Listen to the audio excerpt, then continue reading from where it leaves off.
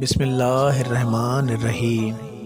اللہم صلی علی سیدنا محمد نبی الامی وعلی آلہ وصحابہ وبارک وسلم۔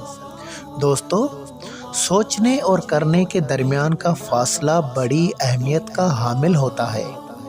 دیکھا ہوگا آپ نے کہ مفت مشورے دینے سننے میں مزہ دیتے ہیں، اور ہر کسی کے بس میں ہوگا مشورہ دے بھی سکتا ہے اور سننے میں خرچہ نہیں ہے۔ جیسے اگر کسی دوست سے بیماری کی بات کریں گے تو موجود سب دوست آپ کو اس طرح مشورہ دیتے محسوس ہوں گے جیسا کہ یہ بڑے ڈاکٹر، حکیم، پروفیسر نظر آئیں گے۔ تھوڑی دیر بیٹھنے کے بعد مشورہ دینے والے خود آپ سے اپنی بیماری اور مرض کا ذکر کرتے ملیں گے۔ حقیقتاً ان بیچاروں نے صرف مشورے سنے یا پڑھے ہیں، مگر نہ کبھی خود استعمال کیے ہیں، نہ ہی استعمال کرنا جانتے ہیں۔ صرف سنے ہوئے لفظی چسکے لینے میں عافیت سمجھتے ہیں۔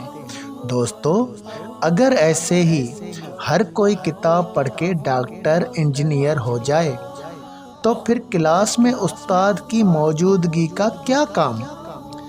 اصل سبب پریکٹیکل کا ہے۔ دیکھنے اور کرنے کا فرق کو واضح کرنے کو طریقت کہتے ہیں۔